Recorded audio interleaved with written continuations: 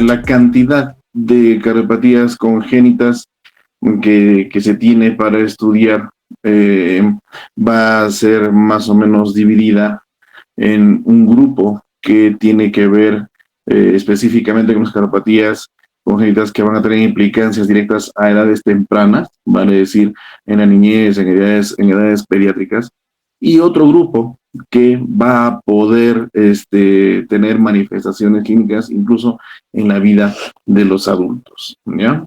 Entonces, las cardiopatías congénitas más importantes que nosotros tenemos que estudiar en esta oportunidad, como están viendo ustedes en la lámina, es la comunicación interauricular, la interventricular, la tetralogía de Fallot y el ductus arterioso persistente. ¿Ok? Entonces, vamos a estar detallando cada una de estas eh, de la forma más clara posible, de la forma más pedagógica. ¿Ok? Vamos a comenzar hablando de lo que es la comunicación interauricular. Su nombre mismo lo indica, es aquella patología, aquella cardiopatía congénita que va a consistir en una comunicación anómala a través del tabique interauricular entre las aurículas izquierda y derecha. ¿Ok? Entonces, ¿cómo es que se clasifica la cardiopatía, la comunicación interauricular? Básicamente, como estamos viendo nosotros varias ubicaciones de los defectos, ¿ya? De los diferentes tipos de comunicación interauricular. Podemos evidenciar al ostium primum, a la comunicación interauricular tipo ostium secundum, que es la más importante. Tenemos el tipo seno venoso, el tipo seno coronario, ¿ya?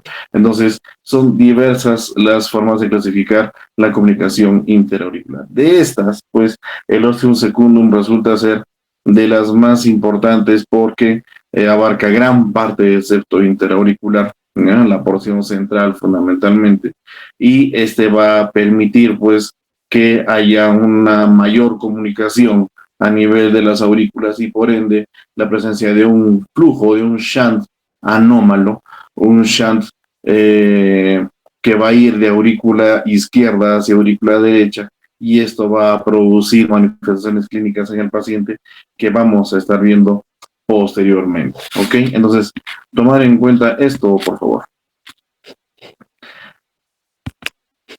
¿Cómo es que nosotros vamos a poder determinar desde el punto de vista fisiopatológico la presencia de esta cardiopatía congénita? Vamos a comenzar hablando siempre de la presencia de un defecto septal, ¿ya? Hay un defecto en el septo, en la comunicación, en la pared interauricular, en el tabique interauricular, por así decirlo. Entonces, cuando hablamos nosotros de un defecto septal en la comunicación interauricular, hablamos de un cortocircuito arteriovenoso. ¿Por qué arteriovenoso? No significa específicamente en la comunicación entre una arteria y una vena, sino hablamos del contenido, de la calidad de sangre que se está mezclando, sangre arterial versus sangre venosa. ¿Por qué? Porque la sangre fundamentalmente va a ser proveniente de la vena cava, del seno coronario y de la aurícula izquierda. Esta cantidad de sangre va a ser transmitida por la presencia de este shunt, de este cortocircuito a través del defecto septal, ¿ya? Va a haber un hiperflujo, ¿ya? Transtricuspideo, el cual va a ir directamente hacia la aurícula derecha. Si va a haber un aumento de flujo de sangre a la aurícula derecha, este flujo de sangre anómalo se va a transmitir hacia el ventrículo derecho. Y es el ventrículo derecho el que al final va a sufrir las finales consecuencias porque va a presentar sobrecarga diastólica. Ya es término conocido por ustedes. Al hablar de sobrecarga diastólica, nos referimos a que al momento de que ese ventrículo derecho haga diástole, va a recibir mucha más sangre de la que normalmente está capacitado para recibir.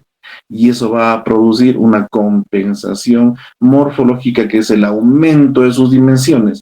Significa más amplitud en esa cavidad y por ende dilatación. Esa descarga volumétrica va a producir que haya un retorno de sangre hacia la o un aumento en el flujo sanguíneo hacia la circulación pulmonar. Por ende, acá en la lámina se denomina hipervolemia pulmonar, pero nosotros podemos catalogarlo como la presencia de hipertensión pulmonar. ¿Ok? Eso es lo que ocurre fisiopatológicamente por la presencia de este defecto septal. El flujo de sangre va de izquierda a derecha a nivel interauricular por la presencia de este flujo. Eso es lo anormal, eso es lo patológico. ¿Y por qué va de izquierda a derecha? Porque la presión que ejerce la aurícula izquierda normalmente para eyectar su sangre hacia el ventrículo izquierdo es mucho mayor que la de la aurícula derecha. La aurícula derecha no ejerce tanta presión para eyectar su sangre hacia el ventrículo derecho. Entonces, en la aurícula izquierda, al haber mayor presión con respecto a la aurícula derecha, a través de este defecto la sangre va a pasar. No solamente va a haber sangre que llegue al ventrículo izquierdo a través de la válvula mitral, va a haber gran volumen que por el defecto que está presente ahí va a pasar de la aurícula izquierda a la aurícula derecha y va a producir esa sobrecarga o ese hiperflujo del cual estamos hablando. Eso es fisiopatológicamente en lo que consiste la comunicación interauricular. ¿Cuál es el cuadro clínico que nosotros podemos evidenciar en el paciente? Bueno, cuando nosotros examinamos de primera intención al paciente, hay algunos hallazgos que hay que tomar bastante en cuenta, ¿ya? Puede haber un latido de Dressler. Fundamentalmente, lo que sí se puede evidenciar es un latido que es palpable de la arteria pulmonar a nivel del segundo espacio intercostal izquierdo. Por favor, tomen bastante en cuenta este hallazgo. Un latido palpable que es de la arteria pulmonar a nivel del segundo espacio intercostal izquierdo. El primer ruido puede ser normal o puede estar desdoblado porque va a haber una acentuación del cierre tricuspidio. ¿Ya? Puede haber un soplo mesosistólico eyectivo a nivel del foco pulmonar, ¿ya? Y también puede haber un segundo ruido desdoblado amplio y fijo. En algunos casos se puede encontrar este retumbo, un retumbo mesodiastólico que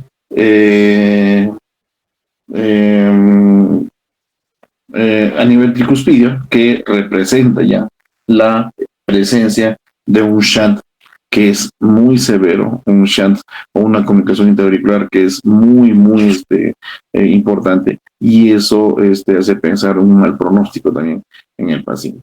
Va a haber soplo de insuficiencia, generalmente con la presencia de hipertensión arterial pulmonar en pacientes que sean mayores de 40%. Y puede haber incluso algunos hallazgos como cianosis o también el signo de Eisenmenger, pero que son más inespecíficos. Pero el resto de los hallazgos sí, por favor, hay que tomarlos bastante en cuenta. ¿Dónde más yo puedo encontrar comunicación interauricular? Pacientes que portan esta comunicación, que sean mayores de 15 años, pueden estar asintomáticos, o sea, son cardiopatías congénitas, chicos, son cardiopatías congénitas. Entonces, estas cardiopatías están presentes desde el momento del nacimiento, incluso intraútero, ¿ya? Solo que algunas tienen manifestaciones en los primeros años de la vida, que no son las que vamos a estudiar nosotros, y hay otras como estas que sí estamos estudiando, que tienen manifestaciones en edades más avanzadas. Entonces, en este caso, la comunicación interauricular puede estar asintomática, ¿ya? Hasta incluso los 15 años de edad. Y recién empezar a evidenciarse, más o menos en la mitad de los casos, los síntomas a partir de los 20 años. Pueden haber situaciones concomitantes patológicas que pueden hacer que exacerbe la manifestación de la patología, como procesos infecciosos respiratorios, fatigabilidad, la disnea de esfuerzo, presencia de arritmias, los estados hipertensivos arteriales pulmonares, con otro tipo de patologías vasculares a nivel pulmonar, hemoptisis, falla cardíaca derecha, cianosis, etcétera, etcétera. Ahora, ¿qué es lo que ocurre? Cuando ya el paciente es de 50 años a más, ya el cuadro clínico se hace muy marcado. La presencia de la sintomatología ya es más significativa. Las dos manifestaciones clínicas más comunes para presentar la comunicación interauricular, que siguen siendo inespecíficas, pero para el cuadro clínico de esta patología son frecuentes son la disnea y las palpitaciones. Hay que tomarlo bastante.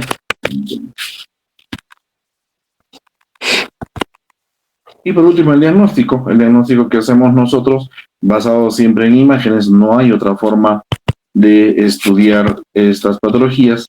Cuando nosotros hablamos de una radiografía, todos hablamos de un proceso de dilatación muy importante de la aurícula y del ventrículo derecho. La silueta cardíaca del lado derecho está súper alterada. Evidenciamos una arteria pulmonar dilatada. Nosotros ya conocemos por las rotaciones que la silueta cardíaca del lado izquierdo dibuja el cono de la pulmonar justo por debajo del botón aórtico. Entonces, en el caso de la radiografía, al observarlo ustedes, se pueden dar cuenta que hay un abovedamiento del cono de la pulmonar y esto, pues, determina ya la presencia de un estado de hipertensión pulmonar. Va a haber el flujo pulmonar aumentado también, la presencia de refuerzo parailiar que se va a dar, manifiesta esto, y un botón aórtico que incluso puede llegar a estar excavado. Acá podemos ver un poco más claro todo lo que hemos estado mencionando hace un rato. En rojo, el flujo pulmonar aumentado manifestado por ese reforzamiento a nivel de los hilios pulmonares, ya sea derecho o izquierdo o en alguno de ellos solamente. Es una manifestación radiológica importante. En azul, el crecimiento de la aurícula derecha, ¿ya? Que de por sí va a aumentar las dimensiones en la silueta cardíaca. Y en amarillo, la presencia del abovedamiento de la pulmonar o un arco pulmonar saliente, como se menciona ahí. Son los hallazgos más importantes que podrían ser, les repito una vez más, son hallazgos muy inespecíficos, podrían corresponder a varias patologías cardiológicas, pero que al momento de hablar de una comunicación interauricular están presentes. Entonces, hay que entender que estas cardiopatías son diagnósticos de descarte, no son de primera intención patologías en las cuales uno vaya a pensar con la presencia de un tipo de cuadro clínico u otro tipo de cuadro clínico en el paciente. No es lo primero que uno piensa. Son patologías de descarte, son patologías que se van detectando, que se van encontrando, que se van manifestando a medida que uno avanza los estudios con el paciente. ¿Ok?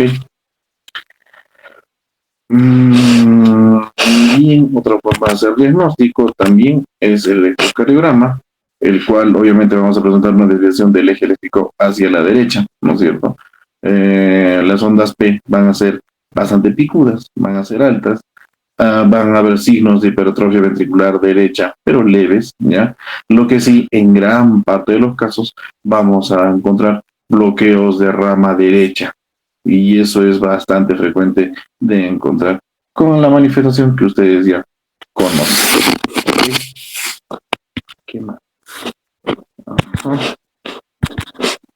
Y el ecocardio, lo que nosotros podemos evidenciar, como ustedes están viendo ahí, la aurícula izquierda y la aurícula derecha separadas por un septo, pero el cual presenta un defecto, que es el CIA o comunicación interauricular. Como les digo, el osum secundum es el más frecuente, el que tiene más implicancias clínicas, entonces hay que tomar bastante en cuenta su presencia. Por ejemplo, aparentemente por la distribución que tiene y la ubicación que tiene en el septo, es un osum secundum. Muy bien.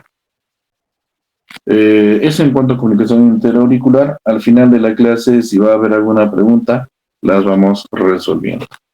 Lo siguiente es hablar sobre comunicación interventricular.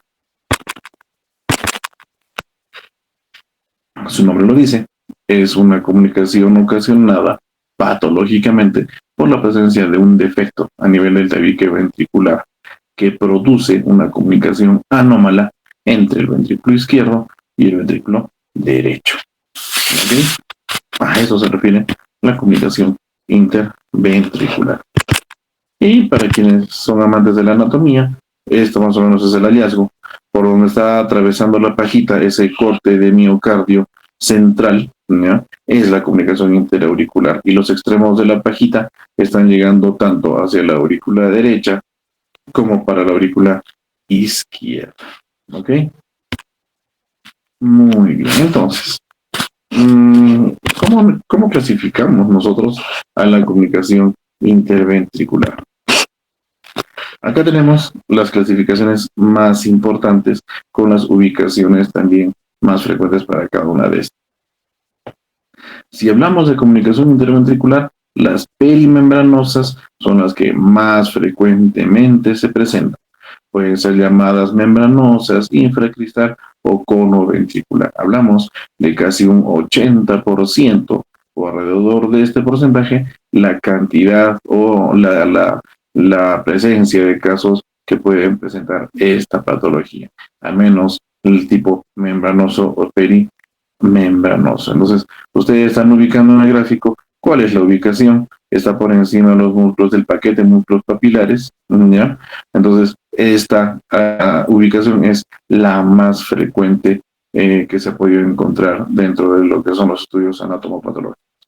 El siguiente en frecuencia vienen a ser las comunicaciones interventriculares musculares o del septo trabeculado, ¿ya? Alrededor de un 20%. Entendemos nosotros, por lo que vemos en el gráfico, el término de trabécula, ¿no? Trabeculado significa que está agujereado, que tiene varios orificios, y eso es lo que se puede evidenciar. Esto orientado en la parte inferior del septo interventricular, casi orientado hacia la punta del corazón. ¿Ok? El siguiente en frecuencia, bueno, comparte más o menos su tercer y cuarto lugar entre la comunicación interventricular infundibular y el septo de entrada. El infundibular es el denominado supracristal, son también llamados clonales, subpulmonares o subarteriales doblemente relacionados. Entonces, ¿a qué se refiere esta ubicación? Ojo, hay que distinguir. Las perimembranosas, que son las más frecuentes, son las denominadas también infracristales, mientras que las infundibulares, que están entre las poco menos frecuentes, son supracristales. ¿Ya? Hay que tomar en cuenta eso. Por la ubicación que les podemos apreciar en el gráfico, está bastante relacionado a lo que es la válvula pulmonar.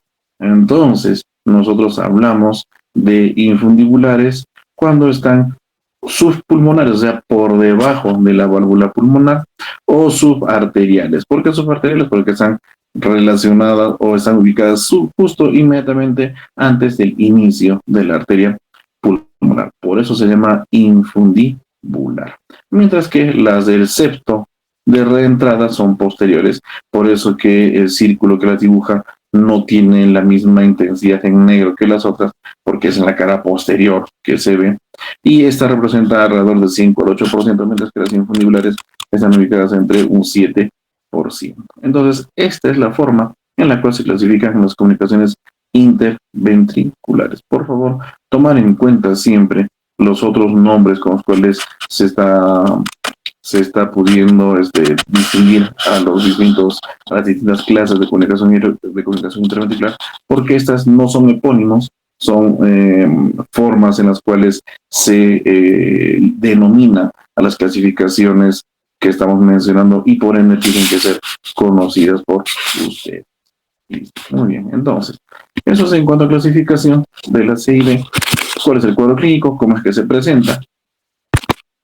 Debemos entender que es una comunicación interventricular. Hablemos de lógica, hablamos de una comunicación que ubica a ambos ventrículos izquierdo y derecho con un septo, con una pared interventricular que está mal desarrollada y que presenta una abertura, una comunicación que es totalmente anómala, que no es fisiológica. Entonces, ya entendemos, está claro para nosotros que el ventrículo izquierdo ejerce mucha mayor presión al momento de contraerse con respecto al ventrículo derecho. Entonces, si esa es la lógica, debo entender yo que el shunt, que el flujo anómalo de sangre que corre a través de ese defecto, no puede ser pues de derecha a izquierda, tiene que ser de izquierda a derecha, porque el ventrículo izquierdo ejerce mucha mayor presión que el ventrículo derecho. Entonces, ¿qué significa? Significa que la sangre que está circulando por el cuerpo es una sangre poco oxigenada, porque está mezclando esa sangre arterial con sangre venosa. Se está perdiendo volumen de sangre arterial. En lugar de que todo pase hacia la aorta, se está yendo gran parte hacia el ventrículo derecho. Entonces, eso va a producir un hiperflujo a nivel pulmonar. ¿Ya? Este hiperflujo produce dificultad respiratoria, produce una respiración rápida que también puede ser forzada, palidez también puede haber, ojo, esta palidez determinada por esa disminución de cantidad o de volumen de sangre oxigenada que se está perdiendo al irse hacia el ventrículo derecho. Estos pacientes no ganan peso fácilmente, es muy frecuente encontrarlos taquicárdicos, puede incluso haber diaforesis al comer. ¿Por qué? Porque el hecho de comer hace una necesidad importante de energía, no solamente para el proceso de masticación, sino para todo lo que corresponde al proceso de digestión. Y al no haber una cantidad de volumen circulante oxigenado adecuado, el paciente empieza a presentar diaforesis por la presencia de esta hipoxia que es sistémica. Y también podemos encontrar infecciones respiratorias frecuentes en estos pacientes, ¿ya? Definitivamente, la gravedad del cuadro clínico, las manifestaciones que van a ver en el cuadro clínico van a ser directamente dependientes del tamaño del defecto.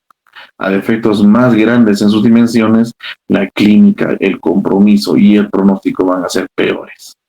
Defectos más pequeños, con menores dimensiones, van a tener incluso periodos o pacientes que van a estar asintomáticos o con sintomatología muy leve. Entonces, hablamos de una comunicación interventricular pequeña cuando el paciente es asintomático, presenta un desarrollo normal, puede incluso ganar peso adecuadamente y puede presentar algún soplo que sea aislado y de no mucha intensidad. Cuando hablamos de un tamaño medio o moderado, hablamos en pacientes que son lactantes, que tienen ya clínica de falla cardíaca congestiva, hay retraso en la ganancia de peso, pueden haber cuadros infecciosos respiratorios, eventos de fatiga y sudoración mientras está comiendo o lactando. Como les digo, y repito una vez más, el hecho de deglutir o incluso en el paciente pediátrico, el hecho de lactar implica un consumo de energía muy importante. Y para conseguir que esa energía sea recuperada o sea mantenida, nosotros necesitamos que el paciente esté adecuadamente oxigenado. En pacientes que no son patológicos, la lactancia no representa mayor dificultad, pero en estos pacientes sí, porque muchas veces en lo que están lactando, al presentar poco volumen circulante oxigenado, poco volumen circulante adecuado para tanto requerimiento energético, en lugar de lactar el tiempo necesario como para vaciar las mamas de su madre, se duermen a la mitad del proceso. Y por mucho que se les insista para que despierten y sigan lactando, no pueden hacerlo, no porque no quieran, no porque son ociosos, no porque quieran estar dormidos, no, simplemente están perdiendo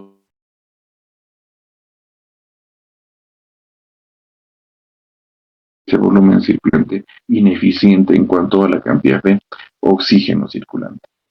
Y eso estamos hablando de las comunicaciones interventriculares de tamaño medio. Hablemos de las grandes o de las que son más severas. Los signos de falla cardíaca en el lactante son importantes, ya. Va a haber taquicardia, va a haber taquimia, sensación de fatiga, ya casi las tomas de alimentos van a ser muy limitadas y una pérdida de peso importantísima en estos pacientes. ¿Qué pasa cuando el niño supera el año de edad? Ya empieza a haber clínica correspondiente a hipertensión pulmonar.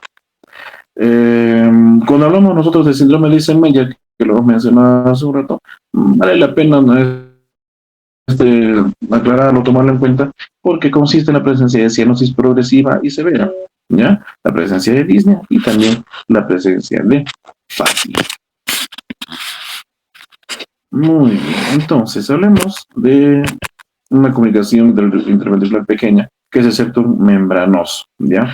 Cuando hay ese tipo de comunicación interventricular, no se evidencia acromegalia, la ganancia de peso y estatura es normal en el paciente, no hay eventos de hipertensión pulmonar y el soplo sistólico es en borde parasternal izquierdo, que puede ser pequeño en su intensidad, regurgitante, puede ser decreciente, o sea, comienza con una intensidad determinada, pero al final del ruido cardíaco se pierde esa sonoridad y puede ser de alta frecuencia. Al ser una comunicación intraventricular chica, no hay mayor compromiso clínico en el paciente, como ustedes se pueden estar dando cuenta. Pero cuando hablamos, por ejemplo, del septum muscular, un tipo Roger, en el cual la comunicación interventricular es mucho más importante, es más severa, ahí vamos a encontrar un soplo paraesternal que es muy intenso.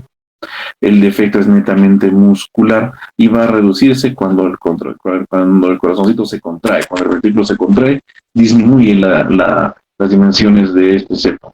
El soplo es de tipo expulsivo y definitivamente pues el soplo es mucho más importante, es mucho más marcado de lo que realmente es el defecto. No hay una correlación entre el tamaño del defecto y la intensidad del soplo. Muy bien. ¿Qué es lo que podemos encontrar desde el punto de vista patológico? Acá lo tenemos. La comunicación interventricular, dada por el aro, el anillo en color verde. Estamos hablando de un ventrículo izquierdo y un ventrículo derecho que están presentando esta comunicación. Hemos hablado que por situaciones de presión, la sangre pasa del ventrículo izquierdo al ventrículo derecho. Eso lo que produce es un mayor volumen de sangre contenido en el ventrículo derecho y eso llega o se transmite hacia la arteria pulmonar, llegando al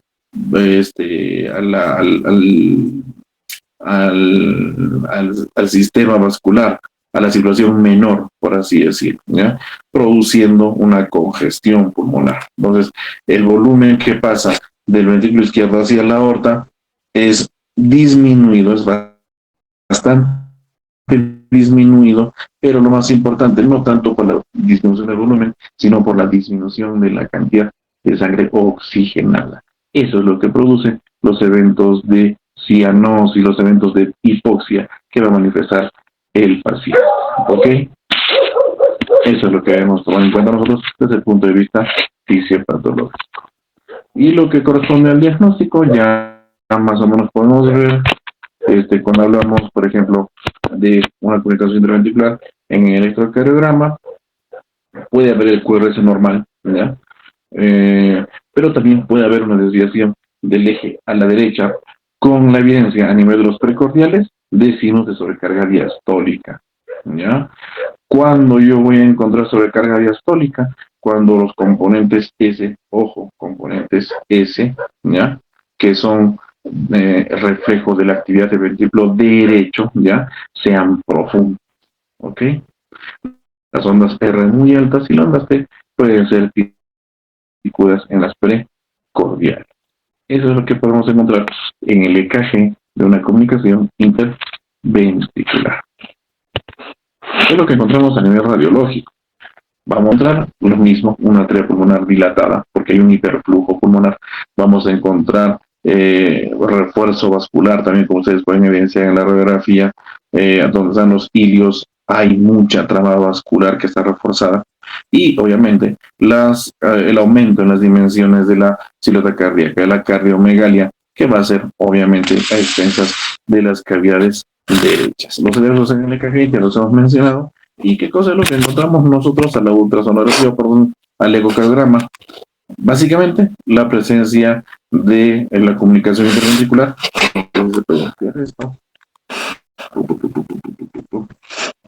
¿Ya? Entonces, ustedes están viendo ahí el ventrículo izquierdo y el ventrículo derecho, dadas por la comunicación, y al medio, la comunicación interventricular. Entonces, va a haber una desviación del septo. Por la presencia de este defecto, la sangre pasa del ventrículo izquierdo hacia el ventrículo derecho y va a haber un aumento en las dimensiones del ventrículo derecho, va a haber una dilatación del ventrículo derecho, queriendo recibir todo este volumen y eyectándolo hacia la arteria pulmonar y por ende al lecho vascular pulmonar, produciendo todo el cuadro clínico que estamos mencionando. Esa es la característica que nosotros estamos viendo acá en el Doppler. Entonces, al haber este hallazgo, nosotros cuando hacemos el estudio Doppler, lo que queremos es demostrar la presencia de ese flujo anómalo entre el ventrículo izquierdo y el ventrículo derecho. Entonces, si nosotros ya tomamos en cuenta que la sangre va de izquierda a derecha, tenemos que buscar ese flujo a nivel de ese defecto. entendemos ya nosotros, que ya lo hemos hablado en clase varias veces, que cuando yo coloco el transductor del ecocardiograma, todo lo que se acerca al transductor es rojo y lo que se aleja es azul, pero va en un solo sentido, ¿ok? Va en un solo sentido. Si yo encuentro un flujo anómalo, que como es el hecho de tener la comunicación interauricular, va a haber una alteración en los colores. Y lo más importante, la presencia de un flujo turbulento a través de ese defecto. ¿Ok? Es algo que se tiene que tomar bastante en cuenta. Eso en cuanto a comunicación interventricular. Vámonos a lo que es la tetralogía de Fallot. ¿En qué consiste la tetralogía de Fallot? Como su nombre indica, son básicamente la presencia de 4 patologías muy relacionadas íntimamente entre sí. Primero, la presencia de una aorta cabalgante, luego la presencia de una estenosis en la válvula pulmonar, va a haber hipertrofia del ventrículo derecho y va a haber comunicación interventricular. Entonces, estas son las características de la tetralogía de Fallot. Son las patologías que corresponden a la tetralogía de Fallot. Por favor, entenderlas bien, memorizarlas, saber cuáles son los constituyentes, porque definitivamente que esto va a ser pregunta de examen. ¿Qué es lo que ocurre con la tetralogía de Fallot desde el punto de vista epidemiológico? Es una patología que tiene una importante incidencia a nivel mundial, pues se considera como la segunda cardiopatía congénita cianótica más frecuente al momento del nacimiento. Cardiopatía congénita cianótica. ¿Ok? Entonces, va a representar un aproximado del 5 al 8% de todas las cardiopatías congénitas y va a ser la primera cardiopatía congénita más frecuente de ser detectada después del primer año de edad. ¿Ya? Hay que tomar en cuenta bastante estos aspectos epidemiológicos para tener en cuenta o para entender qué tipo de casuística podemos encontrar nosotros cuando se trata de esta enfermedad. El cuadro clínico que puede presentar el paciente es variado y, por desgracia, es bastante evidente cuando estudiamos al paciente. Va a haber distensión de la vena yugular. La cianosis es una evidencia muy importante que casi es imposible pasar desapercibida en estos pacientes. Se puede evidenciar a nivel de las uñas, fundamentalmente a nivel de las mucosas orales también. Ahora, se manifiesta la hipoxia. Puede haber eventos de hipoxia en esta patología, pero cuando estas hipoxias no son muy marcadas, pues la clínica no es muy evidente, ¿ya? Se puede mantener así por algunos años, pero en algún momento sí se llega a manifestar y cuando se manifiesta es de una forma bastante importante. Una característica de los pacientes que padecen tetralogía de Fallot es que cuando están empezando a llorar, se empiezan a pintar las zonas distales y las zonas con mayor capilaridad con un color medio azulado, evidente a nivel de la zona periorbitaria, la perioral también, con compromiso de mucosas, las zonas distales como lo que son dedos de manos y dedos de pies. Cuando el paciente pequeño, cuando el paciente pediátrico manifiesta esto durante el llanto, hablamos de una crisis de hipoxia. Es muy, muy delicado ver que el paciente llegue a este grado de descompensación, porque estamos hablando ya de un compenso sistémico que incluso puede llegar a tener complicaciones o manifestaciones cerebrales. Algunos datos que hay que tomar en cuenta sobre esta enfermedad: casi un cuarto de ellos fallecen antes de cumplir su año de edad. A medida que va pasando los años, aumenta el porcentaje de mortalidad. A los 4 años, casi la mitad de ellos están falleciendo, y a los 10 años, por lo menos el 70% no llegan a este rango de edad. que es lo frecuente que pueden empezar a manifestar es cuadros protrombóticos, ¿ya? Y estos son más marcados o más presentes cuando aumenta la edad a raíz de la presencia de policitemia compensatoria. ¿Y por qué se da la policitemia compensatoria? Hay que entender que el cuerpo intenta reparar un déficit que se puede estar manifestando. Cuando hay estados de hipoxia que son mantenidos, que son sostenidos en el tiempo, el cuerpo lo que hace es analizarlo de una forma en la cual puede decirse que al no haber una cantidad de oxígeno adecuada circulante, se tiene que aumentar la cantidad de elementos formes, en este caso glóbulos rojos, para optimizar mucho más ese transporte de oxígeno que de por sí es pequeño. Entonces, es ahí donde se produce la policitemia compensatoria, que en algún momento puede intentar compensar el cuadro de fondo, pero lo único que hace, pues al final, es empeorarlo porque favorece la presencia de eventos protrombóticos. Hay daño de miocardio definitivamente por los niveles de hipoxia, va a haber sobrecargas de presión y volumen a nivel del ventrículo derecho, y por ende va a haber manifestación de fallas cardíacas, congestivas incluso, van a haber eventos isquémicos que característicamente pueden ser subetocárdicos. Lo que hablábamos hace un momento, cuando el pacientito está con las características clínicas de una crisis de hipoxia, estamos hablando prácticamente de un estadio premortem, ¿no?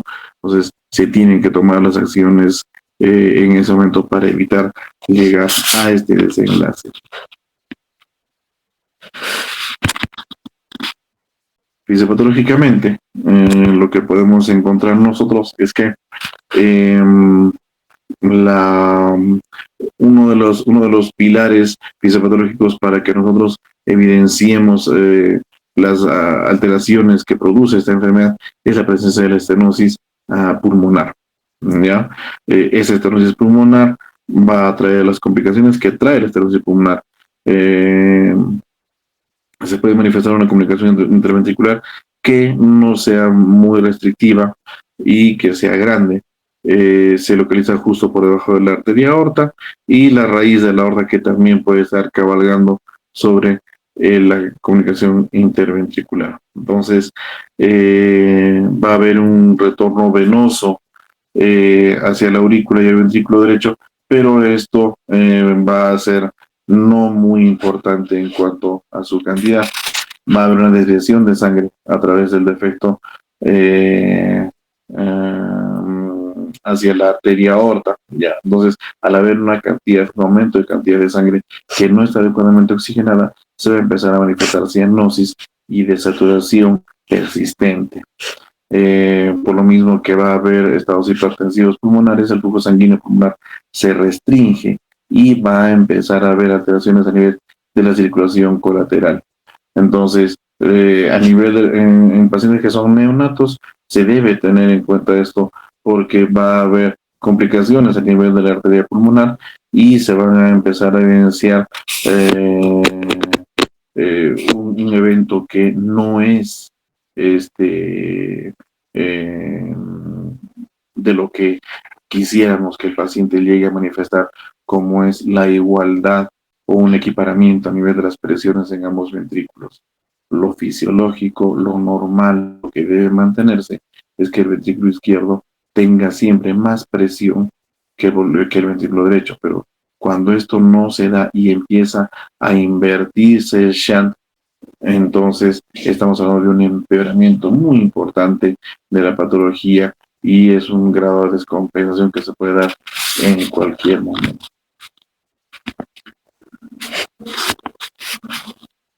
El diagnóstico que hacemos nosotros también tiene que ver con las imágenes, básicamente la presencia de un corazón de tamaño que puede estar dentro de las dimensiones normales aparentemente. Estamos viendo el coronal pulmonar que está totalmente cavado, ¿ya? El flujo pulmonar va a estar disminuido en sus intensidades, va a estar disminuido en cuanto a su intensidad. Vamos a encontrar un arco aórtico que también va a estar un poco deprimido y la presencia de un corazón en zapato sueco. Este epónimo es bastante utilizado todavía, incluso es parte de preguntas a nivel de internado o de residentado. El corazón en zapato sueco es una característica muy importante que se manifiesta en pacientes que tienen tetralogía de Fallot. Desde el punto de vista del electrocardiograma, nosotros lo que podemos encontrar es de repente ondas P que sean más agudas, más puntiagudas, desviación del eje a la derecha, vamos a ver crecimiento del ventrículo derecho con sobrecarga sistólica a este nivel. Las ondas R pueden ser altas en derivaciones de los miembros y en precordial V1, y la verdad tenemos un crecimiento de la rama derecha. ¿Ok? A ver, vámonos a que es lo más importante. Este hallazgo que tenemos acá en la imagen es en un paciente intraútero que tiene una edad de 21 semanas de gestación, en el cual nosotros podemos ver la comunicación interventricular que se da entre el ventrículo izquierdo y el ventrículo derecho, que está muy cerca, casi por debajo de lo que es el inicio de la arteria aorta. Entonces, esa es una característica imagenológica muy importante al momento del estudio del desarrollo intraútero, porque hoy por hoy la medicina fetal ha avanzado enormemente y algunos de estos defectos se pueden llegar a manejar quirúrgicamente en pacientes que están intraútero. Esto lo que hace es que haya un mejor pronóstico de vida en el paciente y permite que hayan más opciones de manejo cuando llegue a su término de edad gestacional y sea neonato, ¿no? Es algo que hay que tomar bastante en cuenta, chicos. Eso es lo que corresponde a lo que es tetralogía de Fallot. Y para finalizar, lo que es el ductus arterioso persistente, hay que tomar en cuenta. Nosotros fisiológicamente intraútero tenemos comunicaciones arteriovenosas. ¿Okay? Acá sí hablamos de una comunicación arteriovenosa, porque estamos hablando de la comunicación que existe entre la arteria pulmonar y la arteria aorta. Ahora, la comunicación arteriovenosa, insisto, se está dando específicamente por el tipo de contenido de sangre que tiene cada uno de estos vasos. Entonces, como la circulación a nivel, o cuando estamos en intraútero, no hay una separación en sí entre una circulación mayor y una circulación menor, porque no hay ingreso de oxígeno por la vía respiratoria, sino todo es transmitido por la sangre que proviene de la madre a través del cordón umbilical. Entonces es importante que se mantenga permeable el ductus arterioso persistente durante la vida intraútero, precisamente para que se mantenga la oxigenación de todo el sistema, de todo ese organismo que está en crecimiento intraútero. Una vez que el paciente nace y da su primera inspiración o se da el primer llanto, automáticamente se produce el cierre del ductus arterioso. Es en ese instante en el cual se separan las dos circulaciones, siendo una circulación menor el lecho vascular pulmonar, la circulación mayor el lecho vascular sistémico. Cuando este cierre, con esta obliteración, con esta obstrucción fisiológica no se da, hablamos de la presencia de un ductus arterioso persistente. ¿Cuál es la epidemiología que tenemos con respecto a esta enfermedad? Tiene una relativa frecuencia importante, se presenta más o menos en 1 de cada 2.000 nacimientos, se asocia a prematurez, ¿no? Frecuenta el 75% de nacidos entre las semanas 28 a 30. Todavía la patología sigue estando en contra del sexo femenino, porque son cada 2 mujeres por un varón que presentan esta enfermedad. Y el 30% que no presentan tratamiento fallecen, por desgracia.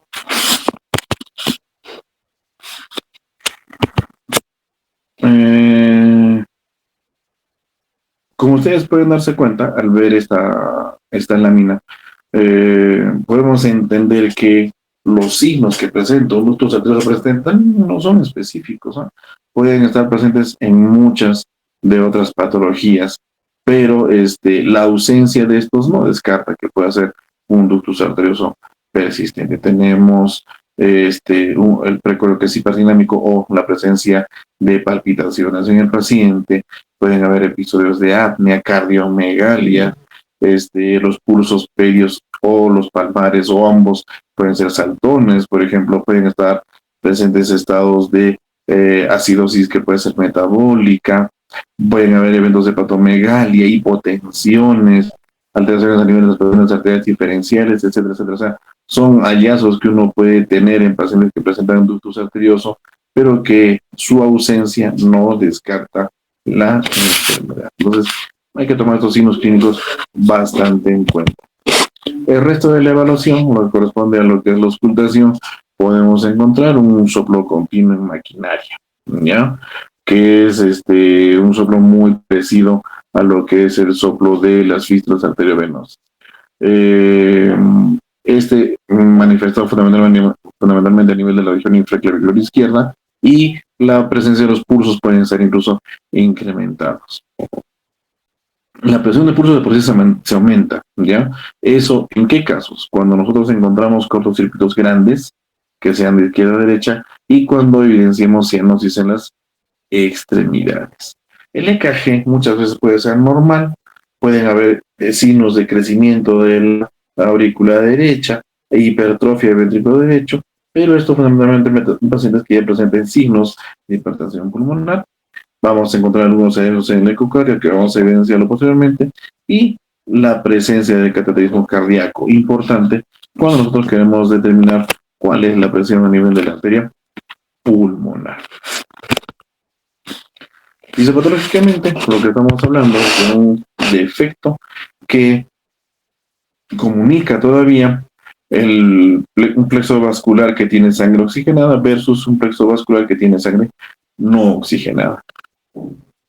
Entonces, va a haber un cortocircuito de izquierda a derecha con aumento del flujo pulmonar. Al haber un aumento del flujo pulmonar, ¿qué significa?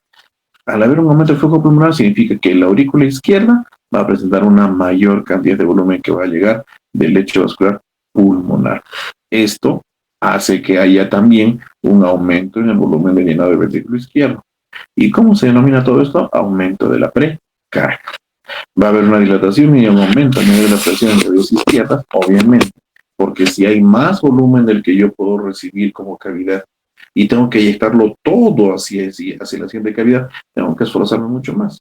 Ese esfuerzo adicional se denomina aumento de presión y se está dando fundamentalmente a nivel de las cavidades izquierdas. ¿Puede manifestarse edema pulmonar? Sí, puede manifestarse.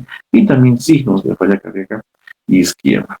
La presencia de esta patología impide una relación rápida de la capa muscular lisa de las arterias pulmonares, por lo que la hipertensión pulmonar se mantiene. No hay eventos hipertensivos pulmonares.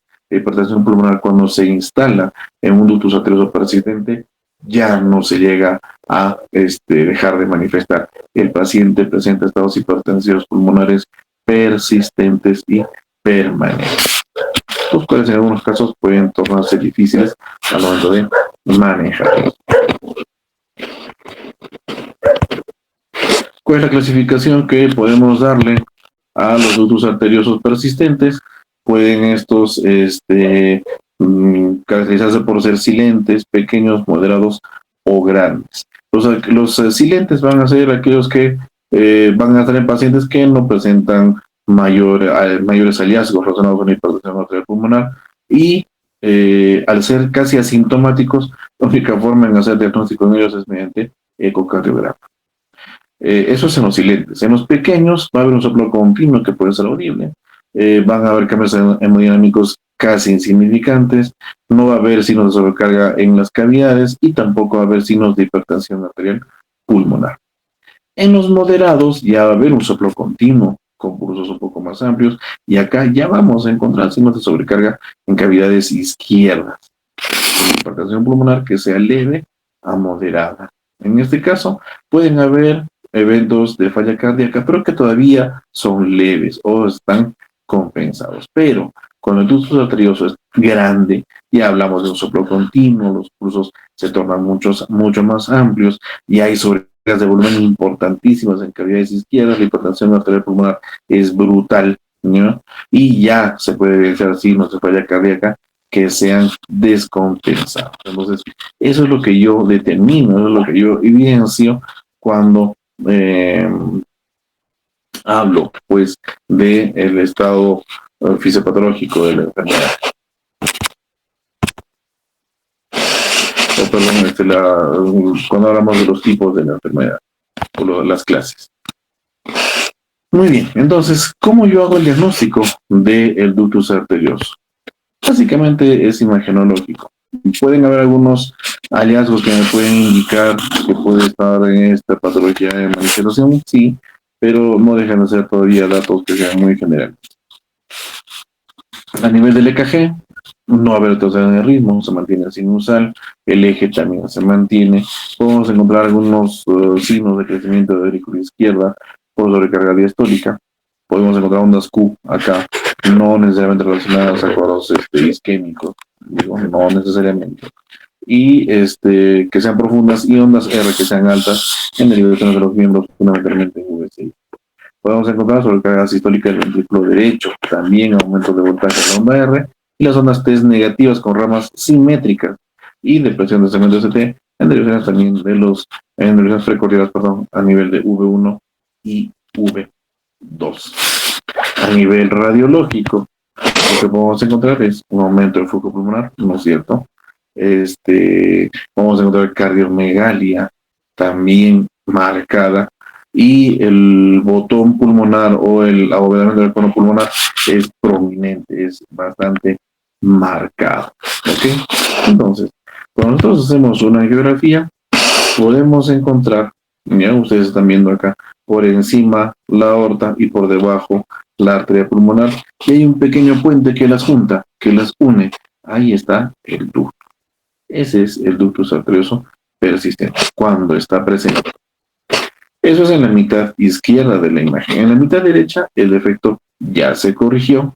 Ustedes pueden estar viendo ahí un artefacto que parece una colita de chancho que está ahí ensortijada, cuya función es fundamentalmente obstruir, obliterar de una vez y de forma definitiva el ductus arterioso persistente, haciendo que cada plexo vascular se mantenga independiente y ya no exista más comunicación.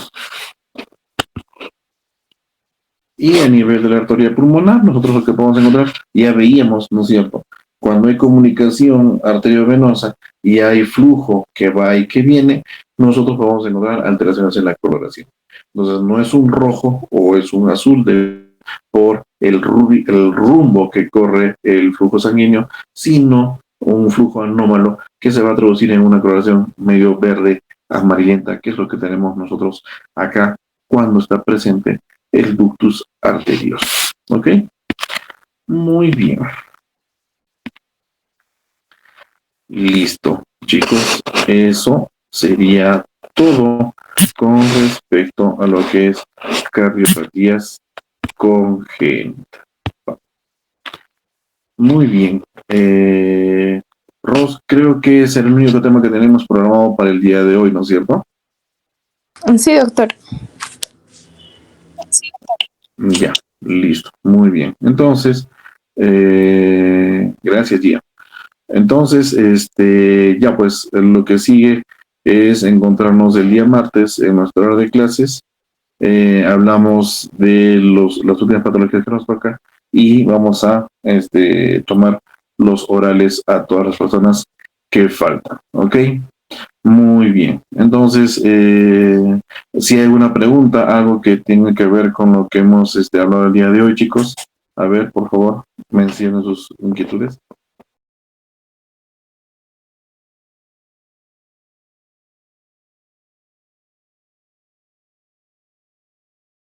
Muy bien, Eli, muchísimas gracias. Listo, chicos, si todo está así, entonces nos estamos encontrando el día martes en nuestro salón. Por favor, venga repasando los temas que incluso se van a dar ese día, porque los orales comprenden esos dos temas también. ¿Ok? Pasen buena noche, estudien, por favor, revisen sus temas, tómense el tiempo para leerlos y nos vemos viendo el día. Cuídense, hasta luego, chicos, pasen buena noche. Muchas Doctor, gracias por la buenas ayuda. noches. Doctor, Sí, Ros, dime, acá estoy. doctor, una consulta. ¿Habría la posibilidad de que los dos temas del día martes que toca como exponer se tomen los orales después después de esos dos temas que nos explique, por favor? ¿Te refieres al final de la clase? Ajá, sobre endocarditis infecciosa y fiebre reumática, que esos dos temas lo tome después de que nos explique esa clase, los orales. No va a haber mayor diferencia, no va a haber mayor diferencia porque el contenido que les voy a dar está en cualquier resumen de los temas, así que yo creo que sería perder tiempo hacer dos tandas de orales, pudiendo todo matarlo solamente en la primera tanda, pues, ¿no? Ya, Así está que bien, doctor. se puede revisar el tema en cualquier artículo y van a estar preparados para responder las preguntas. ¿Ok? Ya, Listo. está bien, ¿Alguna otra doctor, pregunta? gracias. Buenas noches, gracias. Listo, Ros. Muy bien.